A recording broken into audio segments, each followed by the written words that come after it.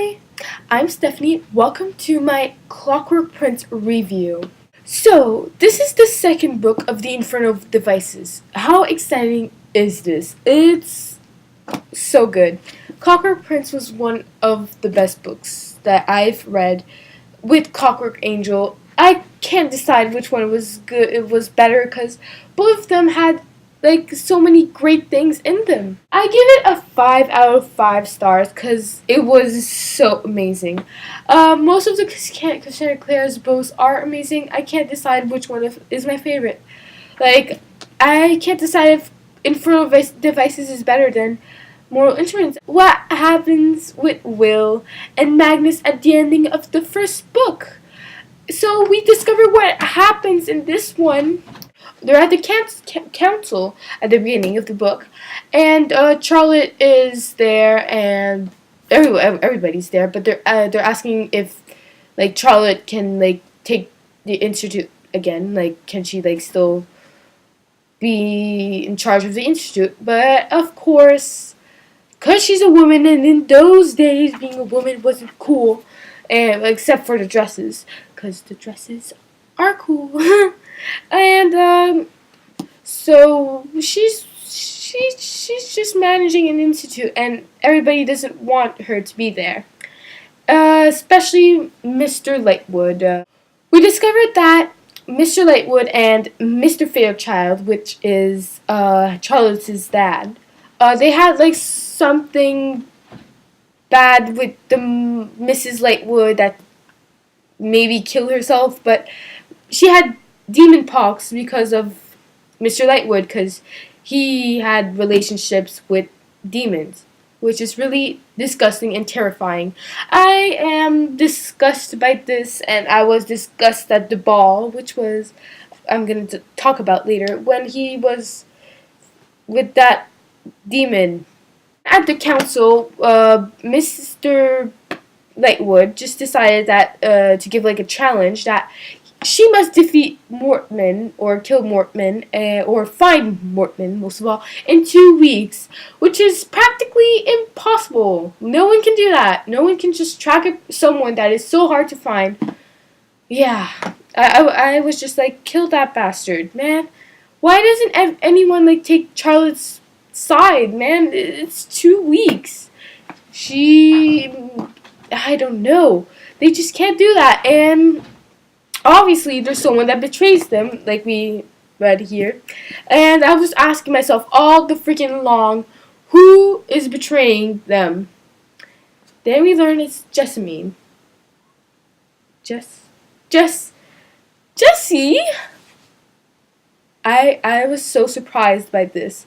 I knew that she had something for Nate in the first book, but I didn't thought I would go so far that she would betray her own family, even if she hates Shadowhunters. I sort of understand that she hates them.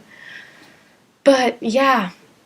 But the greatest part of I just loved the part when she had the sword in her room, and she was crying not to say the truth.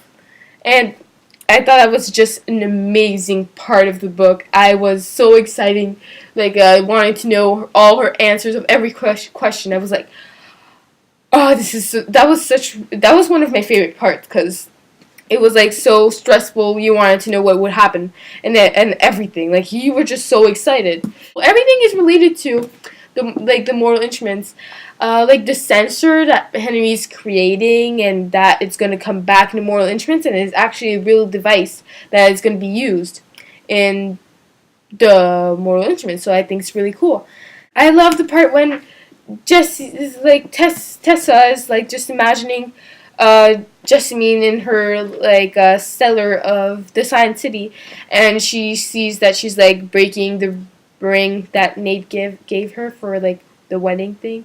I didn't thought that they were really married. I was surprised that they were actually married. I just can't imagine Nate being like that. But Nate finally died. I was so happy. But I want to know what he meant by when he said to Tessa, keep the necklace always on you. And I was just okay, is that supposed to help, or is it supposed to help Mortman trap I don't know. I think it's about that he wants sort of to save her, but I don't know. After I'm still asking myself, what is Tessa? I think she's has Shadowhunter blood. I don't know why. I just know. I just have a feeling that she has Shadowhunter blood, and we don't actually really know. I don't know. We don't really know yet. If you're at my point, Will disappears. We don't know why. He's just somewhere, probably buying drugs for Jem because of his Ying Fen problem. Just doesn't come back on the other day, so Jem and Tessa go to the place, the Whitechapel Church. But we all discover the great secret of Will. How sad is this? A demon cursed Will to become that he can't love anyone, or else he would kill the people, the people that he loves. So he couldn't love for 5 years. So he left his family, and he made everybody hate him except for Jem, because Jem was gonna die anyways. And the first person that died the other day before after the demon died, well, it was his sister. That's just really sad. And then he left the day after that. At 12 years old, you leave your family to go in an institute, like a church where you don't know anybody, and you're just gonna learn Shadowhunter stuff that you barely know about. After, in the ending, we all discover that it was all freaking fake. All of this was a lie, and that the demon never put a curse on Will. And it was all a freaking joke. A joke. He didn't have enough power to help him and everything. Are you kidding me? Are you freaking kidding me? You made me cry for nothing, Cassandra Clare. For nothing. But it was so good. Okay, let's go to the ball. Okay, then we sort of discover about Destiny when Tessa sees her dressed in a man, and that she in the night, and it's late, and right after that they had that awkward kiss, Jem and Tessa. Will and Tessa are meant to be together. Sophie finds an invitation from Mr. Lightwood that he wants her to meet her at the ball. He invites her at a ball that is late at night, and on the other way of the letter is a little note from Nate. We're kind of suspecting her now. And then Jessamine finds Sophie finding that little invitation, and Sophie hits her with a mirror, hits Jessamine with a mirror, and she falls in sort of a coma. So after that, she tells Tessa, and Tessa goes and changes herself into Jessamine, and she leaves, and Will goes with them, and it was so cute. And then after they took those lemonade things, those pink lemonades, and Tessa sort of lost her powers and stuff, and Will was doing whatever he wanted, and he kissed Tessa like freaking hell, and because he loves her, and yeah, it's just so emotional. It was such a good moment on the little balcony. It's the perfect moment, seriously. How did she get those ideas? Okay, when Will tells his declaration of love to Tessa, that was so emotional. Right before that moment, Jem asked Tessa to marry him, and she said yes. If she keeps telling herself to love him, how can she love him? She doesn't even love him.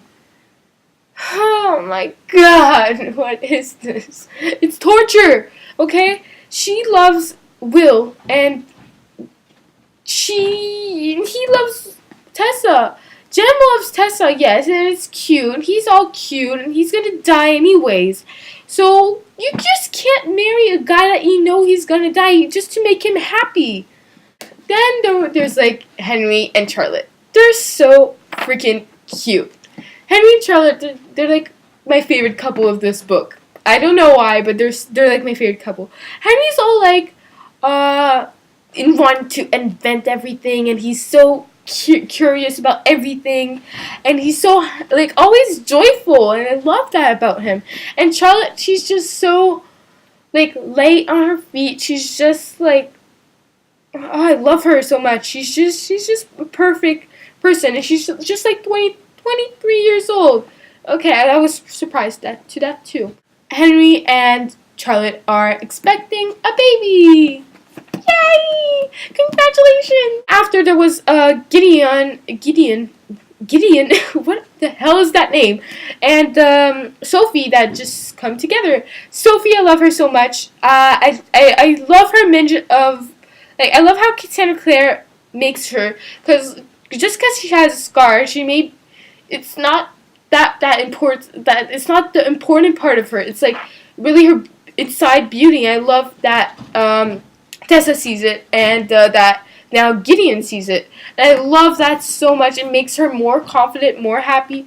I'm sure it makes him more happy and everything, and it's just so cute. And I'm so happy that Gideon moved into the institute, and maybe Sophie and Gideon are gonna have a happy ever after. I don't know.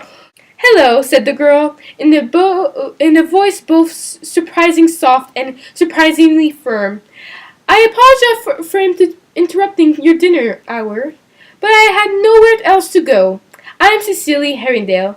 You see, I have come to be trained as a shadow hunter." Oh my god, that's just such a good ending. I really didn't like think of that. Thanks for watching. I hope you liked it. I hope I didn't forget anything. Like, this book has so much content that I can't even tell everything that I need to express, because it's like so good. And I hope you like my review, so please subscribe to my channel, like this video if you liked it, obviously, and see you on my next review. Bye!